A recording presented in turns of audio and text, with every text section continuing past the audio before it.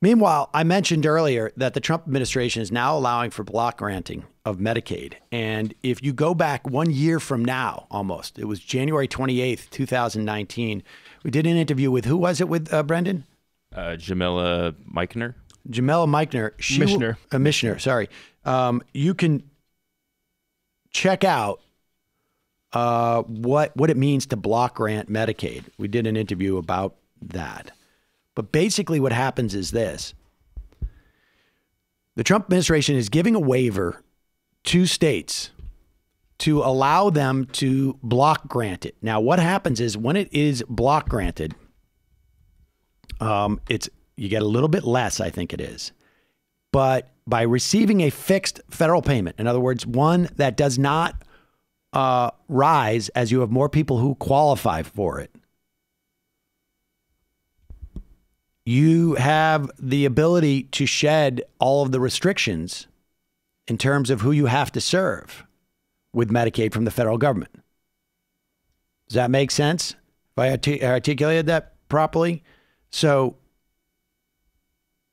what ends up happening in states that are controlled by Republicans is they start putting all sorts of restrictions on who can get Medicaid as a way of saving that block granted money, because they no longer have to abide by federal regulations, which say, no, you need to make it available to people earning about this amount of money or vice versa, et cetera, et cetera. And they start to kick people off the Medicaid rolls. And then they apply that money to other places so that they can maybe provide tax cuts. That's basically what happens. So you get more people who have less insurance. And it's obviously going horribly underreported because of all the other stuff that's going on. But Mike Pence, who was in Iowa, had the grave misfortune for him to run into a doctor from Michigan, I believe, who must be there. I don't know what he's doing there, but he was in his what do you call it? Like those doctor scrubs. I think he's wearing a brown scrub on the top of his shirt. But here he is. Mike Pence comes in shaking hands with everybody and does not expect that he's going to have to answer any questions of substance. Hey, gentlemen. Hey. Hey, how you doing? Rob Davidson. How you doing? Hey, Rob. Good to meet you. Hi there. I'm Joel. Joel? Nick. So I'm Nice to meet you, Mr. Vice President. I'm an emergency doctor. I'm worried about plans they talked about last week of maybe cutting Medicare and then the rollout today of cutting Medicaid. I work in one of the poorest counties in Michigan, and my patients depend on expanded Medicaid. So how is that going to affect my patients?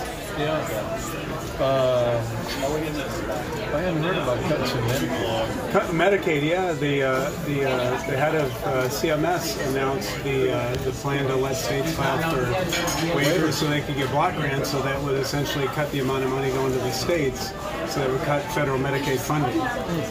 Is that a good idea? Actually, when I was governor of Indiana, we got a waiver from the Obama administration that actually allowed us to expand Medicaid coverage in the states. Right, but now they're talking about scaling back the Medicaid expansion that we got with the Affordable Care Act, and that 680,000 Michiganders, 600,000 in Iowa.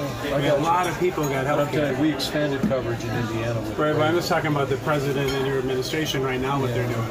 Right now, they're cutting Medicaid. Those are waivers for states that didn't take expansion. No, it's for people who took expansion money too. I mean, your administration just announced this. They rolled it out today, and it's going to affect millions of people across the country cutting Medicaid. I mean, is that a good idea or is that a bad idea? I think you're oversimplifying it. Well, I think it comes down to that for the people I take care of all the time. I mean, people I see in the emergency department that can't get primary care doctors, once they got Medicaid, they could get primary care doctors. They stay out of the ER. They actually work more. They actually contributed to our community more. Now, if we tell those people, sorry, you don't get your health care, I mean, that's going to be a real negative in their lives. Yeah.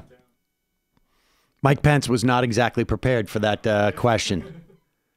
But it's fascinating to watch because we don't see these type of exchanges. I want everybody just to take for a moment and realize and go back and watch it if you're watching on YouTube. Just contemplate the idea that the vice president is asked questions of that depth that never, ever, ever, ever happens. And that ER doctor knew exactly what he was talking about. And Pence tried to, you just watch the different ways in which he tries to divert and to dodge this question. Like he's trying to find like some wreckage of talking points to take up. And at first he says, you know, you're contemplating cutting Medicare and you have just effectively cut Medicaid. And so the first thing Pence does is goes, oh, I don't know about cutting Medicare. He goes, well, the Medicaid thing happened yesterday or today where you're going to allow block granting, and that means less funding and then funds that can be diverted. He's like, whoa, we got a waiver during the Obamacare and we expanded coverage. And the waiver he was talking about was a deal that they made with the federal government. We will expand coverage from 100% poverty to 133% poverty if we can do it with these restrictions. And the Obama administration said, okay, because that was better than nothing. And now with the block grants, it goes the opposite direction. And that ER doctor knew it. And so Pence was just stuck with the answer of like, well, I mean, he said the waiver thing twice. And he said, well, I think you're oversimplifying it. And the ER doctor goes, no, it's actually that simple.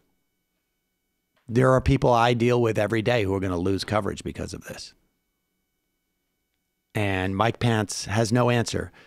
But what is also stunning when you contemplate that is there will be an occasion where Donald Trump will be in front of some reporters during the debates, some other instance. There's never an opportunity when they do it at the, you know, out in front of the helicopter or whatever it is, where it's all loud, where they have multiple questions. But on a debate stage, you never hear that level of depth of questions. And it is so relevant in the lives of hundreds of thousands of people. And you just don't. I mean, that moment's really stunning. Yeah, I think this is part of like social media actually being useful in this way, is that like so many journalists are concerned with just continuing access to all these institutions and these people. We need to start planning people at rallies and events and like giving them questions or having experts like that at everything. And the thing is that even reporters who want to maintain access, even the ones who don't, it's very hard to get that exchange. We have that exchange about the